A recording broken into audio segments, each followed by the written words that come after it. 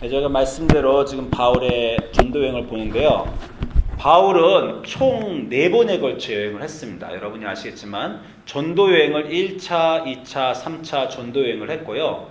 그 다음에는 로마로 압송되는, 또 로마로 가는 여행길이 있습니다. 그래서 저희가 사도행전 소개해드릴 때 말씀드렸지만 사도행전의 절반은 1장부터 12장까지는 우리가 베드로 행전이라 해서 처음 교회의 성장과 베드로 사도의 주 역할이 나오고, 그 다음 13장 이후로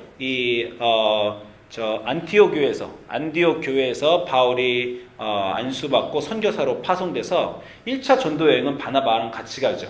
그 2차 전도 여행부터 바울이 혼자 가기 시작해서 바울의 2차, 3차 전도 여행, 그리고 로마로의 압송, 그 로마에 도착해서 사도행전 28장이 끝납니다. 그래서 사도행전 전체가 저희가 베드로 행전, 또 바울 행전, 이렇게 두 가지로 나누기도 하지만, 사실 사도행전은 이 행전이란 말, 영어로 act란 말은 이거는 성령 행전입니다. act of the Holy Spirit이에요. 성령이 어떻게 이 책 전체를 통해서 움직이시나, 그 교회를 통해서 움직이시고 베드로를 통해서 움직이시고 바울을 통해서 움직이시고 성령이 어떻게 교회를 세우시나, 그 내용이 이 전체 사도행전의 내용입니다. 그 중에서 우리가 이제 정말 바울의 1차, 2차 여행 보았고요. 오늘 이제 3차 전도 여행을 시작합니다. 제가 지난 시간에 말씀드렸지만 1차 전도 여행하고 2차 전도 여행 사이에서는 사도행전 15장에 예루살렘 공회라는 큰 그 간격이 있어요. 그런데 2차 전도 여행과 3차 전도 여행은 참 구분하기가 어려운데, 우리가 구분하는 방법은 바울이 안디옥으로 돌아가면, 그러면 2차 전도 여행이 끝난 겁니다. 전도 여행은 1차, 2차, 3차 전부 다 안디옥에서 시작해요. 안디옥 교회는 말씀드렸지만 예루살렘 교회와 다릅니다. 예루살렘 교회는 사도들의 권능이 있던 교회고, 말씀의 권능이 있던 교회고, 기적이 있던 교회가 예루살렘 교회고, 그 북쪽으로, 저 지도 보시면 아시면 예루살렘은 여기 있고, 이 북쪽 지역, 시리아 지역, 다마스커스 위쪽으로 이 안디옥이 있는데, 그 안디옥의 교회가 세워진 이후로 이 안디옥은 선교 중심지 교회예요. 그래서 안디옥 교회에서는 선생들이 있고, 사도들은 없지만 선생들이 있고, 그 선생들이 성령의 음성으로, 사도행전 13장에서 성령의 음성으로 나를 위해 바울과 바나바를 따로 세워라. 그래서 바울과 바울을 선교사로 파송하는 그런 곳입니다. 그리고 나면 선교사들이 선교를 하다가 또 안디옥으로 돌아와요. 그 안디옥으로 돌아오면 거기서 휴식을 받고 또 나가는 겁니다. 저는 해군이었기 때문에 배를 타고 다녔어요. 배를 타고 다니면 그렇게 힘듭니다. 배를 타고 항해하면요. 그럼 뭐 15일, 뭐 한 달, 두 달 배를 타고 나면 바다에 있다가 이제 항구로 들어가요. 다시 돌아가서 정박하고 나면 또 항구에서 한 몇 주간 머무릅니다. 몇 주간 머무르면서 배에 있는 이제 짐도 다 내리고, 새로 뭐 연료도 차고, 음식도 다 부식도 하고, 다음 항해할 곳을 준비해요. 그래서 우리가 그 들어가는 항구를요, 모항이라고 합니다. 모항. 그 엄마 모자를 써서 참 쓰는 거예요. Mother Harbor죠. 모항으로 들어가요. 그럼 이제 우리 배가 한 달, 두 달 바다에 머물다가 이 모항으로 딱 들어가면 이 함대 사령관이 딱 나와서 맞아줍니다. 맞아주면서 잘 돌아왔다. 쉬어라. 그러고 나면 한 2, 3주 동안 특별한 일이 없어요. 그래서 이제 배 뭐 수리도 좀 하고, 녹슨대 고치고, 그러면서 이제 상륙한다 그래요. 해군들은. 상륙해서 이제 뭐 식당도 가고 뭐 이렇게 합니다. 참 휴식이 돼요. 그런 거 없이 이렇게 바다에만 떠 있으면 참 이렇게 전투 능력도 참 상실되고 그렇습니다. 이 전도 여행을 볼 때 모항의 중요성을 참 보는 것 같아요. 우리 또 한국 이민자들은 이렇게 외국에 나와 있다 가끔씩 또 한국 들어오거나 고향 사람들 만나는 게 참 휴식이 되지 않습니까? 그래서 이렇게 선교 여행을 하다가 선교사가 모항으로, 자기 선교 원래 파송한 엄마 교회로, 마들 철치로 돌아가야 됩니다. 이 안디옥 교회는 그런 교회였어요. 선교사를 파송한 선교사들이 정말 몇 년이고 선교를 다니다가 돌아오면 여기서 쉬는 겁니다. 그래서 바울이 여기 돌아와서 쉬었어요. 저희 교회가 아직 6년밖에 안 되고 작년부터 선교여행을 처음 교회를 통해서 하게 됐죠. 제 꿈은 이제 교회가 뭐 한 10년 되고 15년 되고 그러면요, 꿈은 우리 교회의 아이들 중에서 목사가 나오는 것, 그게 제 커다란 꿈이고, 또 우리 아이들 중에서 선교사가 나오는 것, 그게 참 큰 꿈입니다. 뭐 우리 꼭 아이들 중에서 나오지 않더라도 우리 교인들 중에서 은혜 받고 선교사로 나가실 수도 있어요. 사실 우리 비나자매가 선교사로 나갔죠. 선교사로 나갔다가 공부하시다가 이렇게 하는데, 선교사로 나가면 저는 정말 우리 교회가 나가신 분 지원해드리고, 그리고 선교하다가 돌아오면 또 여기서 휴식을 얻고 몇 달간 쉬다가 또 다시 또 힘 얻어서 나가고, 이런 선교의 중심지가 참 이 교회가 되는 것이 미래의 제 꿈입니다. 그래서 안디옥 교회 같은 교회가 되는 게 참 꿈이에요.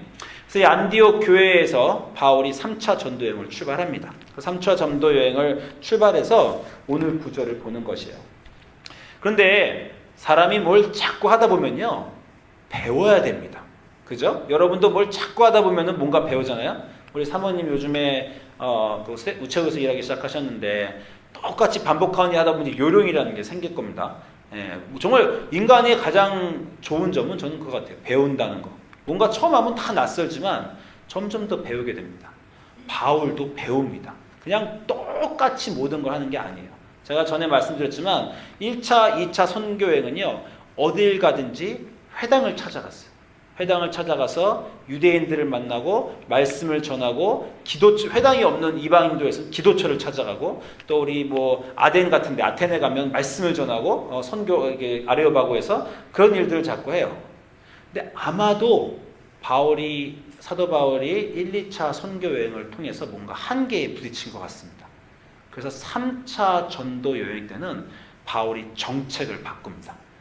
선교를 다르게 해요. 그 선교를 다르게 하는데 두 가지 다른 선교의 내용이 있는데, 하나는 성령 사역을 시작합니다. 성령 사역을, 그 전에 1차, 2차 전도 여행에서는 바울이 성령 사역을 하지 않았어요. 오히려 말씀 사역을 하고 그 선포 사역을 하고 기도 사역을 했는데, 3차 전도 여행부터는 바울이 성령 사역을 시작합니다. 그리고 또 하나는 두란노 서원 사역을 시작해요. 여러분 한국의 두란노 서원 굉장히 유명하죠.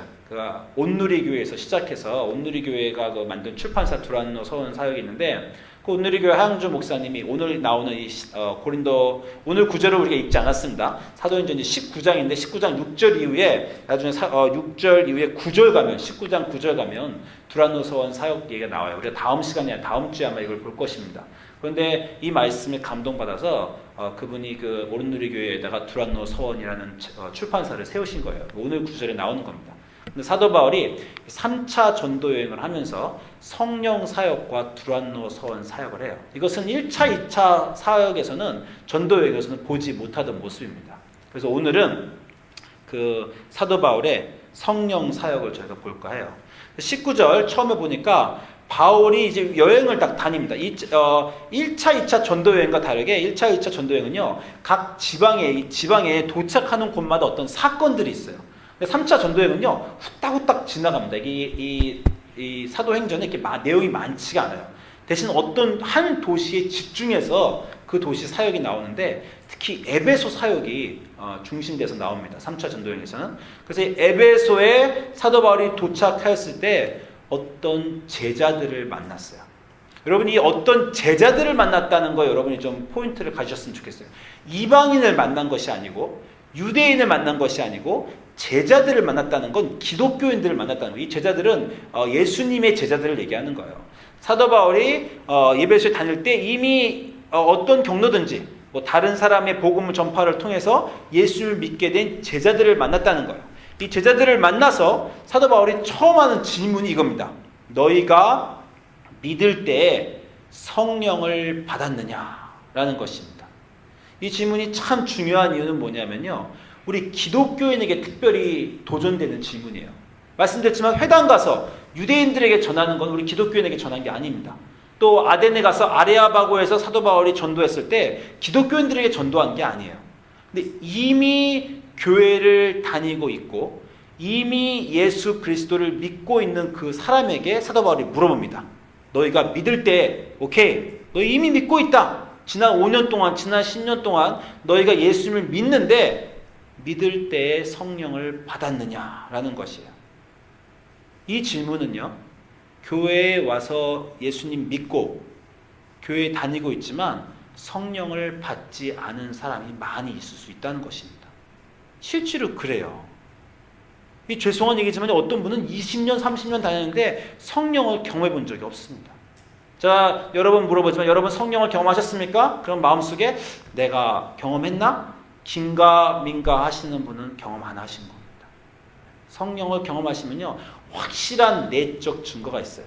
물론 사도행전 2장에 성령이 불의 혀처럼 갈라져서 사람들의 머리에 임해서 사람들이 방언하고 사람들이 이 가슴이 뜨거워지는 성령 경험도 있습니다. 저는 중학교 2학년 때 그런 경험을 했기 때문에 불교인이었다가 교회를 믿게 된 그런 사람이에요. 모든 사람이 그런 방식으로 성령을 받을 필요는 없습니다. 성령 받고 모두 방언하고 모두 뜨거워지고 눈물 흘릴 필요는 없어요.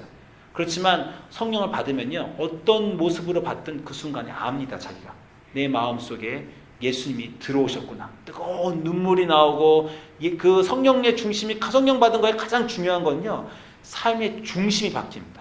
그 전까지는 교회를 오래 다녔지만 자기 기도를 해요. 예수님 나를 도와주십시오. 예수님 뭐 공부합니다. 학교를 어플라이합니다. 예수님 직장 갑니다. 이렇게 하는데 성령을 받게 되면 예수님 내가 어떻게 해야 주님의 의지대로 살 수 있겠습니까? 라고 중심이 주님으로 바뀌고 기도가 바뀌어요.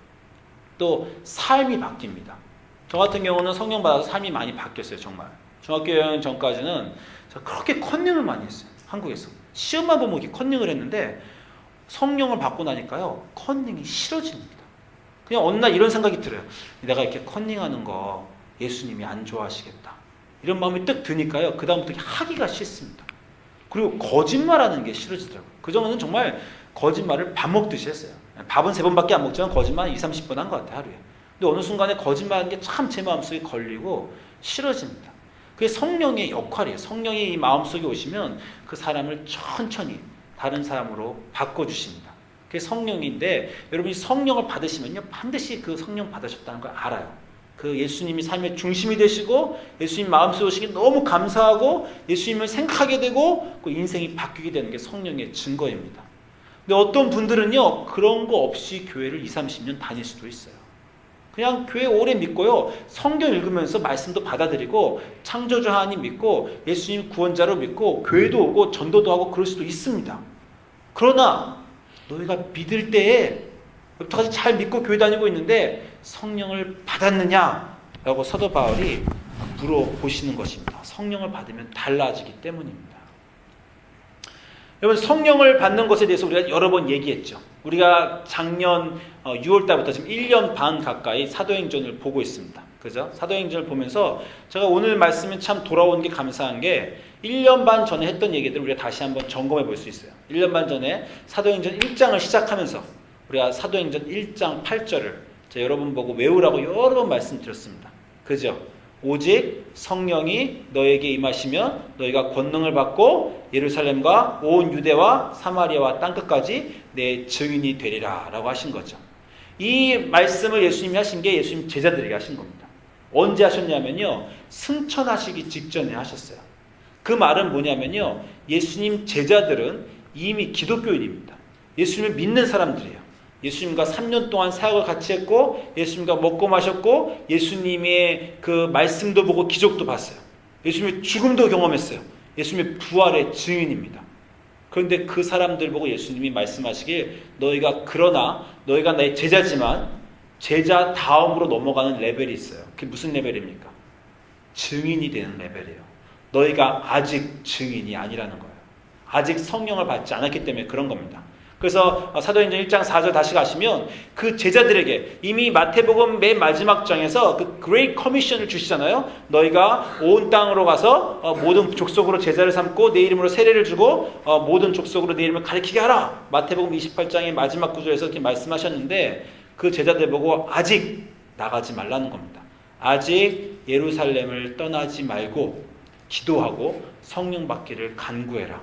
그 성령을 받아야만 너희가 권능이 생겨서 증인이 된다는 것이에요. 성령을 받고 안 받고의 차이는 이렇습니다. 여러분이 성령을 안 받고 교회 다니실 수도 있고, 성령을 안 받고 교회 다니시다가 옆에 교회인 안 믿는, 교회 안 나오는 이웃에게, 또는 교회 예수님 안 믿는 친구에게 말씀을 전하실 수도 있어요. 근데 그 사람이 여러분 말씀을 안 듣습니다. 야, 그런 황당무계한 얘기를 내가 왜 믿냐? 죽은 사람이 살아났다 그러고 또 바다가 갈라졌다 그러고 천지가 7일 만에 창조됐다는 그런 황당무계한 얘기를 내가 왜 믿냐? 여러분 친구들이 이렇게 말할 수 있습니다. 그래서 성령이 오시면 그 성령의 힘으로 여러분이 말씀을 전하시면 그 증인이 되셔서 그 사람을 믿게 하는 그런 일이 돼요. 여러분 요한복음 14장 16장 보시면 성령을 가지고 예수님이 보혜사 성령님이라고 하십니다. 영어로면요, 헬퍼라는 단어로도 쓰이고 카운셀러라는 단어로도 쓰여요. 그러니까 성령은 헬퍼고 카운셀러라는 말입니다. 성령이 오셔야 도움을 받는다는 거예요. 여러분, 요즘에 제가 몇 번 말씀드렸지만 미국하고 한국하고 정치가 이렇게 뒤숭숭합니다. 그렇죠? 그리고 미국도 우리 특히 캘리포니아에 살고 이 베이에리어에 살면 다 민주당 분들이 많으니까 이 도널드 트럼프 대통령이 되신 이후에 정말 많은 사람들이 그거 갖고 막 길거리에 나와서 데모도 하고 이래서 안 되겠다라고 하고, 한국 뉴스 보면 아시지만 지금 막 박근혜 대통령 탄핵한다고 온 국민이 다 난리잖아요. 그러고 나면 저랑 같이 미국에서 공부하신 이 분들이 한국에 돌아가셔서 신학교 교수님이 되시고 목사님이 되셨는데, 그분들이 그렇게 이렇게 페이스북에 그 인증샷을 올리세요. 인증샷. 그 다 광화문 가서 우리 데모했다. 이런 걸로 이렇게 지금 굉장히 자랑스럽게 올리십니다. 제가 그분들하고 얘기하면서 참 저 마음속에 고민되는 게 하나 있어요. 누구나 행동하고 싶습니다. 누구나 나쁜 걸 보면요, 나가서 어떤 일을 하고 싶어요. 그런데 그 하는 행동들이 정말 답이냐, 해결책을 주는 행동들이냐, 이 질문을 교회에 오래 다니신 교회 리더들은, 교회 정말 기독교인들은 했으면 좋겠습니다. 우리가 누구나 알지만요, 문제는 다 보입니다. 어떤 사람이 잘못하고 있으면요, 뻔히 보여요. 그 사람한테 가서 야야, 너는 집사님, 너 그렇게 좀 안 했으면 좋겠다. 친구야, 그렇게 하지 마라. 그럼 그 사람이 뭐라고 대답해요? 어따 대고 지적질이야! 뭐 이렇게 농담하고 그러잖아요. 그 사람이 우리 말을 안 듣는다는 겁니다. 잘못은 누구나 보이는데 그 잘못을 지적해서 고칠 능력이 우리에게 없다는 거예요. 그리고 해결책을 제시할 능력이 없다는 겁니다. 저도 이게 인생이 제일 고민이에요. 제 기도하면서 요즘 제 하는 기도 보면, 주님, 뭘 해야 됩니까? 어떻게 해야 됩니까? 저 늘 이거 기도해요. 아니, 교회에서 사역을 하고 싶습니다. 홈리스 사역을 하고 싶어요. 어떻게 홈리스 사역을 하죠? 교인들하고 막 하자 그래도요, 다 그냥 회의를 3시간 동안 해도 답이 안 나옵니다. 우리 교회 홈리스들 나와요. 이 추운 겨울에 살고 있습니다. 돈을 줄까요? 그냥 이불을 사줄까요? 어떻게 해야 그들의 인생이 나아질 수 있습니까? 우리 뭐 회의하면 돈 주면 그 돈 갖고 또 술 먹고 마약 사 먹는 거 아니냐? 그럼 돈 주지 말자. 그럼 또 어떻게 하면 좋겠냐? 그럼 옷을 사줄까? 다 잊어버리고 결국 다 얘기하다가 어떤 결론이 나오면 아무것도 못한다. 결론이 납니다. 여러분, 우리 선교하고 싶잖아요. 선교하고 싶다고 제가 여러분들에게 여러분 우리 선교합시다라고 말한다고 선교가 됩니까? 교회에 부흥하고 싶습니다. 교회 여러분 잘 나오십시오 하고 교회에 부흥이 돼요? 우리가 원하는 건 마음속에 너무 많이 있어요. 교회를 위해서, 교회의 부흥을 위해서, 선교를 위해서, 홈리스 사역을 위해서, 또는 이 사회가 악하니까 이 사회를 고쳐주기 위해서 하고 싶은 일들은 너무 많습니다. 뭐 그것뿐입니까? 가정에서 내 아이들을 어떻게 키울까? 내 삶의 문제들을 어떻게 해결할까? 이런 내용들은 너무 많아요. 무언가 하고 싶지요. 저는 이 교회를 시작하고요, 처음 3년 동안 너무 바빴어요.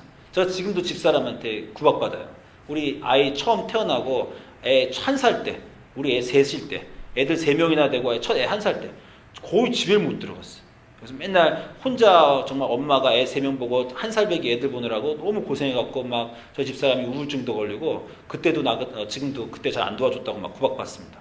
왜 그러냐면요, 교회를 처음 세우니까 너무 일이 많은 거예요. 그리고 막 이 교회를 꼭 세워야 되겠다. 처음 1, 2년은요, 하루에 막 12시간씩 막 16시간씩 일하게 되더라고요. 지금 돌아보면 뭘 했는지 모르겠습니다. 그냥 바빴어요. 마음이 바쁘고 뭔가 해야 되겠다. 바이블 스터디도 열고, 바이블 스터디 3개 열고, 남성교회 열고, 여성교회 열고, 기도회 열고, 뭐 예배도 이렇게 하고 막 허우적 걸었던 그런 생각이 나요. 왜 그랬습니까? 뭔가 해야 되겠다는 생각도 있고, 막 정말 강박관념처럼 일 중독에 걸렸어요. 여러분이 인생의 어떤 문제에 빠지면요, 사람이 그렇습니다.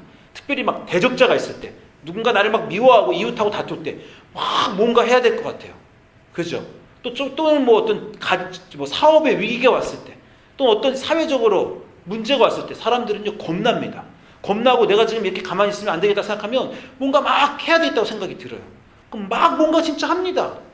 바쁘게 해요. 아무 변화가 없잖아요. 어떤 때는 뭔가 조금 잘 되는 것 같다가 다시 제자리로 돌아오고, 어떤 때는 정말 점점 나빠지는 것 같고. 제가 5년, 4년, 5년 열심히 교회를 하다가 깨달은 게 하나가, 내가 아무것도 할 수 없구나. 하나님의 도움이 없이는 아무것도 할 수 없구나. 성령님의 인도하심이 없이는 아무것도 할 수 없구나. 그래서 제가 2년 전부터 성령 사역 시작했습니다. 우리 교인들한테 다 얘기했어요. 우리 이대로 아무 일도 안 일어난다. 우리 저뿐만 아니에요. 저희 교회 리더들도요. 교회 새로 시작하고 정말 열심히 일했습니다. 근데 바쁘고 힘든데 아무 일도 안 일어나요. 그래서 우리가 2년 전부터 리더들하고 모여서 성령 사역 시작하자. 성령 받고 성령이 우리에게 내려오지 않으면 아무 일도 우리 삶에 일어나지 않는다. 성령은 다시 뭐냐면요. 헬퍼고 가이드입니다. 가이드. 예수님이 그 성령이 진리의 성령이 너희를 인도해 주실 거라고 했어요. 성령이 오시지 않으면요. 인도함을 받을 수가 없습니다. 인도함을 받을 수가 없으면요. 자기 혼자 일하는 거예요. 하나님과의 인도하심을 받아서 일하는 겁니다. 성령이 오셔야 하나님하고 연결이 돼요. 하나님하고 연결이 돼야 하나님의 말씀을 듣습니다. 그래서 지금 일은 많아요. 뛰쳐나가서 일하고 싶은데 하나님이 멈춰라. 아니면 지금 나가라. 이렇게 하는 일이 되는 거예요. 여러분 어떤 분이요 정말 좋은 기독교인들이 있을 수도 있습니다. 어떤 사람은 너무 세상적으로 역량이 풍부할 수도 있어요. 그래도 이 성령을 받지 않으시면요 열매가 맺어지지 않습니다. 그건 예수님이 내가 가지고 내가 바인이고 내가 나무고 너가 가지인데 연결돼야 열매가 맺다는 거하고 똑같아요. 성령이 없으면요 자기 혼자 열심히 일하지 하나님의 음성을 들을 수가 없습니다. 이거는요 교향곡 연주하시는 분만 알아요. 교향곡에서 지휘자가 연주를 하잖아요. 그죠? 저희 어렸을 때 막 중학교 고등학교 때 막 지금 돌아가셨지만 막 캬라반 그 유명한 지휘자 얘기 듣잖아요. 그럼 저 참 그 지휘에 빠져서 정말 멋있다는 걸 본 적이 있습니다. 막 이렇게 멋있게 지휘하다 딱 이렇게 막 하잖아요. 그죠? 그 얼마나 멋있습니까? 그게 뭡니까? 그 유명한 세계 교향악단들의 사람이요. 한 명 한 명 바이올린으로 독주할 수 있는 사람이에요. 근데 어떤 사람이 정말 자기가 바이올린 걸 잘 치고 싶어갖고 막 고약하는데 자기 혼자 일어나갖고 막 했다고 생각해보세요. 사람들이 야 정말 연주 잘한다고 생각했어요? 교향곡을 망칩니다. 아무리 잘 음악을 연주할 수 있어도 이 컨덕터, 이 지휘자를 보지 않고 지휘자를 따라하지 않으면요 그 음악은 망가지는 거예요. 자기는 아무리 정말 정신없이 빨리 킬 수 있어도 지휘자가 따라라라 하면 조용히 하면 조용히 음이 떨어져야 됩니다. 지휘자가 쫙 올리면 올라가야 돼요. 그럼 멈춰야 됩니다. 고향곳에 연주하는 사람들 지휘자를 보고 연주하는 겁니다. 그게 성령 사역을 하는 사람과 성령 사역을 안 하는 사람의 특징이에요. 어떤 사람은 교회 사역을 20년 너무 열심히 하는데요. 혼자 그냥 열심히 하세요. 어떤 뭐 멋있어 보여요. 열매가 있는 것 같지만요. 오랜 시간 지나면 아무 일도 아니랍니다. 왜냐하면요. 지휘자를 안 따라했기 때문이에요. 그 지휘자와 연결돼서 지휘자의 음성을 들으면서 내가 잘할 수 있을 때도 조용히 연주하고 내가 빨리 연주할 수 있을 때도 천천히 연주하고 어떤 때는 내가 할 수 있는 것 이상으로 정신없이 지휘자가 막 요구해서 막 끌어올리면 미친 듯이 연주하고 그게 성령과 연결된 사람입니다. 성령과 연결돼야 하나님의 음성을 듣고 하는 일만 하는 거예요. 제가 지난 2년간 덜 바쁩니다. 그래서 교회 일은 더 많은데 덜 바빠요. 나름대로 음성을 들으려고 노력하고 있어요. 어떤 일들은 막 하고 싶은데 이거 주님이 별로 성령을 통해서 하라고 안 하시면요 제가 마음속에 꼭 해야 되겠는데도 안 합니다. 그냥 기다리고 있어요. 어떤 거는 하라시는 것 같은데 이유를 별 의미도 없고 열매도 없을 것 같은데 하나님이 하시라는 것 같으면 그럼 그렇게 합니다. 그게 달라졌어요. 처음 4년은 내가 해야 됐다는 건 다 하고 내가 하지 않아야 됐다는 건 아무것도 안 했어요. 근데 성령 사역 시작하면 내가 안 해야 되겠다고 생각하는 것도 하라고 하시니까 해야 되나 보다. 그리고 그냥 묵묵히 무작정 하는 거예요. 열매가 없어도. 그러다 보면 놀라운 일이 벌어집니다. 또 어떤 일은 너무 내가 하고 싶어도 성령님이 이끄시지 않으면 안 하는 거예요. 여러분 삶도 그렇게 되셔야 됩니다. 내 삶에 지금 여러 가지 답답한 문제들, 힘든 문제들 또는 어떤 사회적으로 내가 원하는 것, 내가 바꾸고 싶은 것 그 원하는 것들을요 가만히 앉아서 기도하시고 성령의 음성을 들으셔야 돼요. 우리가 늘 기독교인에 대해서 얘기하지만 기독교인들이 앉아서 기도만 하면 어떡하냐? 나가서 행동하는 기독교인이 돼야지. 행동하는 지식인이 돼야지. 사람들이 많이 얘기합니다. 우리는 행동해야 돼요. 반드시 행동해야 되는데 성령과 연결되어서 성령의 지시하심을 듣고 성령이 하라는 걸로 행동해야 됩니다. 근데 성령의 지시하심이 없어요. 성령을 안 받았어요. 그리고 하겠다는 마음만 있어서 먼저 뛰어나가면 성령의 연결로 안 되는 겁니다. 저는 그게 너무 아쉬워요. 정말 많은 목사님들도 교회 리더들도 그냥 사회 지식인들도 마음은 있어 뛰어나갔는데 정말 하나님의 음성을 듣고 하나님이 하시라는 걸 하고 있는 건지 자기 마음이 뜨거워서 그냥 이걸 해야 되겠다고 하는 건지 참 제가 걱정되는 부분이 있습니다. 그래서 먼저 기도하는 거예요. 그래서 무조건 기도하는 거예요. 기도하다 보면 하나님의 음성을 들려주십니다. 이거 해라. 요거는 해라. 그럼 그거 하는 겁니다. 그 행동을 하기 위해서 기도를 하는 것이에요. 이렇게 성령이 중요합니다. 그래서 여러분이 성령을 꼭 받으셨으면 좋겠어요. 성령 없이 일하면 다시 말하면 열매가 없습니다. 더 바쁘지만 아무 일도 일어나지 않아요. 성령 이시라면 조금만 일해도 한 가지에 별 의미 없이 집중해도 뒤에 올라온 일이 벌어져요. 성령은 여러분에게 어떻게 사역해야 될지 하나님과 같이 일하고자 하는 모든 사람은 성령을 받아야 되는 겁니다. 성령 없이요 예수님 믿을 수도 있고 성령 없이 교회 다닐 수도 있고 성령 없이 주일학교 할 수도 있고 성령 없이 구원 받을 수도 있을 것도 같아요. 왜냐하면 우리 구원은요 예수님이 다 하셨거든요. 우리가 성령 안 받아도 예수님이 다 십자가에 못 박혀서 우리를 돌아가셨거든요. 근데 말씀드리지만 너희가 성령 받는 이유는 뭐예요? 성령 받으면 권능이 생긴다는 거예요. 힘이. 그 권능은 뭐 하는 권능입니까? 남을 구원하는 권능이에요. 여러분이 성령을 없이도 예수님을 믿을 수 있지만 성령 없으면요 남을 구원할 수는 없어요. 왜냐하면 성령을 받아야 증인이 돼서 남한테 예수님을 안 믿는 사람에게 예수님 믿으십시오. 당신 인생의 해결책은 예수님을 믿는 겁니다. 라고 해줄 수 있어서 남을 구원해 줄 수 있기 때문입니다. 성령을 받아야 여러분 주변에 여러분 가족이나 여러분 남을 구원할 수 있어요. 성령은 남을 구원하기 위해서 받는 겁니다. 구원 받으신 분들이 이미 믿는 분들이 나가서 남을 구원하기 위해서 하나님의 일을 하기 위해서 성령이 필요한 거예요. 구원의 하나님의 구원 사역에 동참하기 위해서 필요한 겁니다. 자, 이렇게 중요한 성령을 여러분이 받으셔야 돼요. 문제는요, 어떻게 받죠? 이미 받으신 분들도 있죠. 저도 성령 여러 번 받았습니다. 근데 제가 갈급한 건요, 성령이 잘 유지가 안 돼요. 성령 받고 또 한동안 막 뜨겁고 하나님 음성 따는 것 같다가 또 저도 모르게 세상 속에 휩쓸려서 세상 사람들처럼 살고 죄 짓고 그러면요, 또 이렇게 끊어진 것 같아서 하나님 말씀 잘 안 들리는 경우가 있습니다. 정말 매일 아침 성령 받고 싶고 매일 아침 하나님과 동행하고 싶어요. 어떨 때 성령이 여러분 중에 이미 아직 성령을 안 받으신 분들이 있다면 또는 성령을 전에 받으셨지만 지금은 잘 안 느껴지신 분이 있으면요, 다시 성령을 받으시고 성령이 리뉴얼 돼야 돼요. 성령을 다시 받으셔야 됩니다. 문제는 어떻게 받죠? 어떻게 계속해서 우리가 성령과 더불어 살 수 있죠? 이게 참 문제입니다. 그게 우리 신앙생활의 질문이에요. 어떻게 늘 성령과 같이 동행할 수 있을까라는 거죠. 여러분, 저희 교인 중에 우리 교회가 작으니까 또 우리 교회가 새 교회니까 아직까지 교회에 이렇게 아프신 분이 없었어요. 그러다가 드디어 이제 정말 죽기 살기로 아픈 분, 우리 교인 중에 한 제인이 이제 암에 걸려서 의사가 희망이 없다는 진단까지 받았습니다. 더 이상 할 수 있는 게 의학적으로 없다는 진단까지 받았어요. 그래서 그게 된지 이제 거의 뭐 몇 주, 한 달 돼서 계속 제인을 위해서 기도하고 있습니다. 여러분 기도하시죠? 기도하셔야 됩니다. 우리가 교회가 러빙 커뮤니티, 사랑의 공동체라고 하는데 이 적은 교회에서 100명도 안 되는 교회에서 누군가 아픈데 여러분 매일매일 기도 안 하시면 그건 정말 사랑의 공동체가 아니에요. 매일매일 기도하고 하셔야 됩니다. 저희 집사람이 이걸 해서 저도 따라했는데 이 셀폰 홈페이지 사진을 깔았어요. 셀폰을 여러 번 보니까 홈페이지 사진을 깔고 폰 열 때마다 얼굴 보이면 기도하려고 깔았습니다.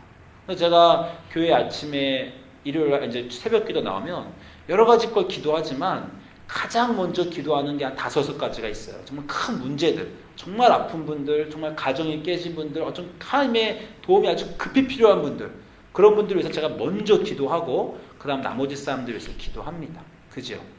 제인을 위해서 요즘엔 제일 최우선으로 기도해요. 가장 기도하면 주님 제인을 살려주십시오부터 먼저 기도합니다. 왜 아니겠어요? 가장 지금 급하잖아요. 주님의 도움이 가장 급한 사람입니다. 지금 키모 2번째 들어가고 몸은 계속 더 마를 수 없이 마르고 암은 뭐 퍼져 있고 이런 상태 아닙니까?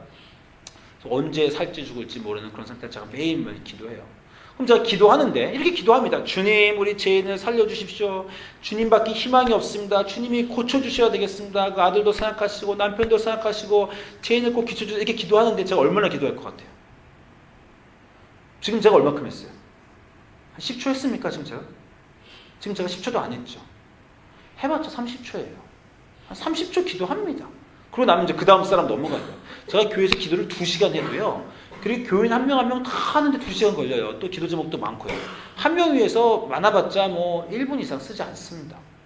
제가 교회, 저는 그래서 하나님한테 나름대로 믿음에 대해서 얘기할 때, 주님, 내가 매일 기도할 겁니다. 이 사람들을 위해서 이 문제에서 매일 기도할 겁니다. 넥스트 20년 매일 기도할 겁니다. 하나님 들어주실 때까지 기도할 겁니다. 그 과부가 불의한 그 재판관한테 가서 매일 아침 막 괴롭히니까 재판관이 들어준 것처럼 저는 주님 매일 괴롭힐 겁니다. 매일 기도할 겁니다. 이런 소원은 있어요.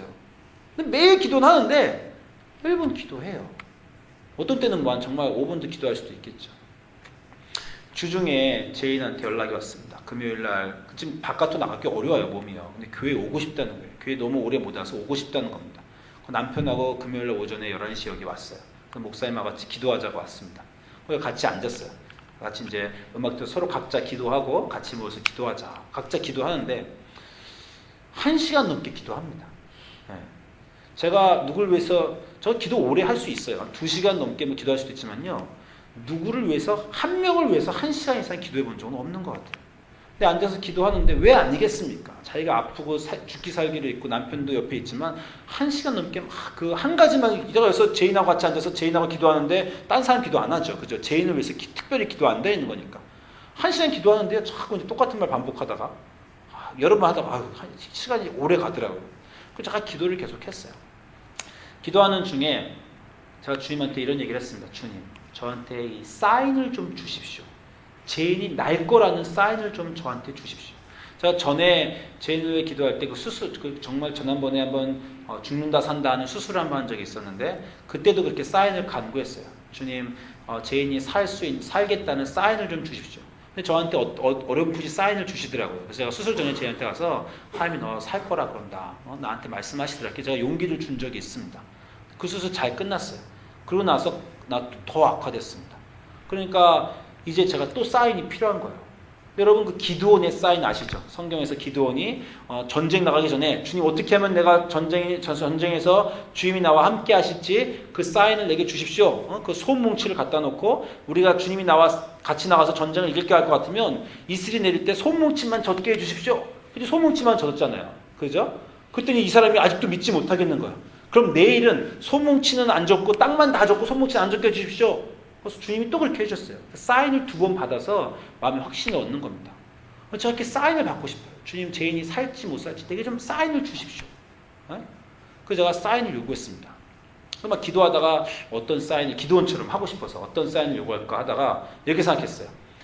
우리가 기도하고 있는 이 중에 우리 교인 중에 누군가가 갑자기 기도하러 들어오면 내가 주님이 죄인이 살겠다 라고 사인을 주신 걸로 알겠습니다. 그럴 가능성이 없거든요. 누군가 갑자기 우리 교회 금요일 낮에 11시 채플로 걸어 들어올 일은 가능성은 정말 제로예요. 제로. 지난 5년 동안 한 번도 없었을 겁니다.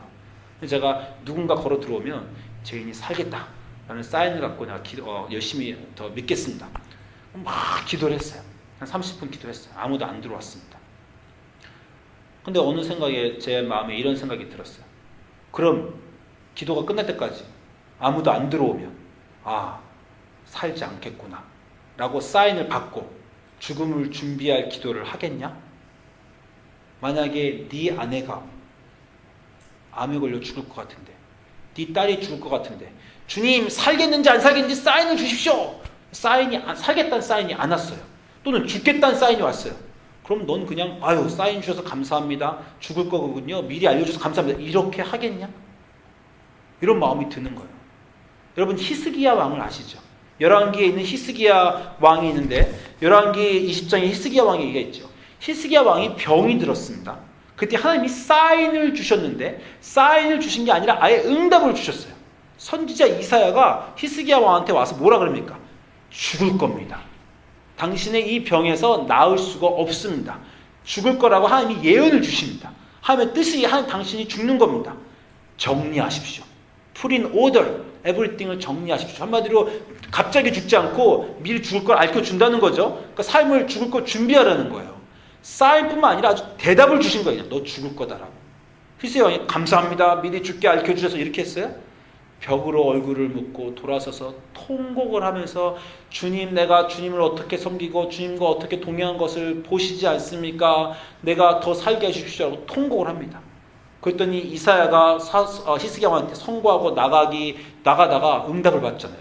돌아가라. 돌아가서 이사야가 히스기야한테 말합니다.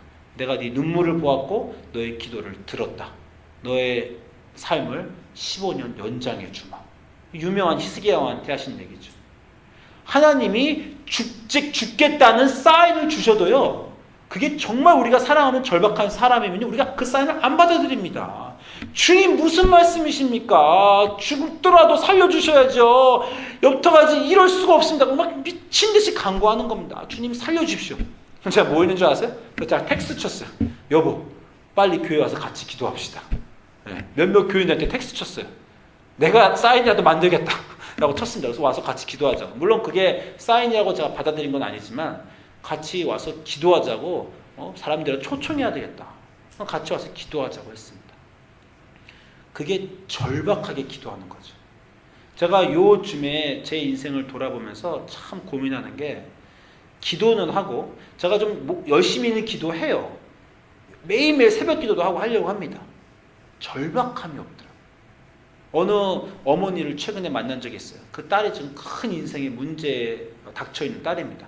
그 어머니가 저를 붙잡고 막 울면서 내가 매일 밤 내 딸을 위해서 밤새 기도한다는 거예요. 딸만 생각하면 가슴이 막 타가지고 어떻게 할 수가 없다는 거예요. 내가 매일 기도했더니 목사님이 오셨대요. 방문하셨대요. 이게 하나님 응답이라는 거예요. 그래서, 그렇습니까? 저는 그냥 무심코 방문했는데 하나님 응답으로 방문했는지 몰랐습니다. 자, 이렇게 얘기하면서도 딸을 위해 기도하니까 저렇게 기도하는, 그 딸이 제 교인이기 때문에 저도 그 딸을 위해서 한참 동안 기도했어요. 매일 기도합니다. 근데 제가 딱 느낀 게 저 엄마의 절박함이 나는 없구나, 이런 생각이 들어요. 여러분, 무엇을 위해 절박하게, 영어로 desperate하게 기도해 보신 적 있어요? 여러분 삶에서 무언가 기도하시는데 주님 원합니다 하는데 정말 절박하게 기도하십니까? 그 문제를 위해서 그냥 매일같이 절박하게 기도하십니까? 또는 여러분 성령을 받고자 절박하게 기도하십니까? 여러분 성령 받는 거 좋은 거 다 아시잖아요. 다 성령 받고 싶어 하시잖아요. 성령이 있어야 내 인생이 해결된다는 거 아시잖아요. 성령이 있어야 하나님 음성 듣고 무엇을 할지 해야 될지 알아야 된다는 거 아시잖아요. 그 성령을 위해서 기도하시잖아요. 성령을 위해서 절박하게, 안 주시면 주실 때까지, 안 주신다고 말해도 그렇게는 안 됩니다. 주셔야 됩니다. 절박하게 기도하십니까? 우리 인생에 부족한 게 그런 것 같아요. 건성으로 삽니다. 느슨하게 하나님이 어떻게 해주시겠지. 하나님이 반드시 해주시는 거 맞습니다. 그리고 우리를 통해서 해주시는 것도 맞아요. 절박하게 기도해야 됩니다. 주님, 이 문제를 가지고 이 사람 낫게 해주십시오. 이 문제 해결해 주십시오. 성령을 내게 주십시오. 성령이 없으면 도대체 아무것도 제대로 믿을 수가 없습니다 하고 매일같이 밤낮으로 성령을 구하는 그 사람에게, 달라고 조르는 자녀에게 성령의 선물을 주시지 않겠느냐, 예수님이 약속해 주셨잖아요. 매일 절박하게 간절히 함께 기도하는 사람은 성령을 받습니다. 그 인생의 문제 해결을 하나님을 방법으로 받습니다.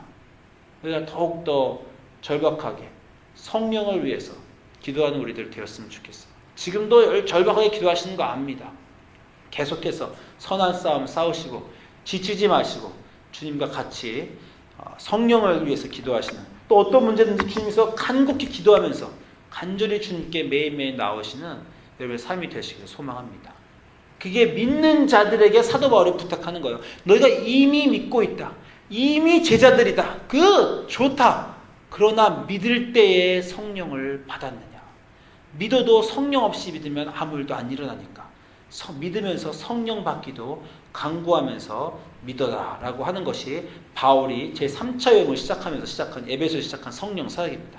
믿는 모든 교인들에게 다시 강조하는 거예요. 믿는 너희들아, 성령 받고 하나님과 연결되어서 하나님 음성 듣고 하나님이 하라는 거 하고 하나님이 지금 상황이 어려워도 하나님이 내가 너희와 함께 있을 것이니 걱정 말고 두려워 말고 버티기만 해라 라는 음성도 안위도 받고 그렇게 다 받는 것이 문제가 어려워도 성령이 있으면 마음에 평화가 있습니다. 일이 안 돼도 성령이 있으면 기쁨이 있어요. 그리고 일이 어려워 뭔가 해야 될 때 성령이 있으면 확실한 방법을 알게 돼요. 그게 성령의 힘이고 그 성령의 힘으로 사역하시고 또 하나님과 동행하시는 여러분 되시길 소망합니다. 기도하시겠습니다.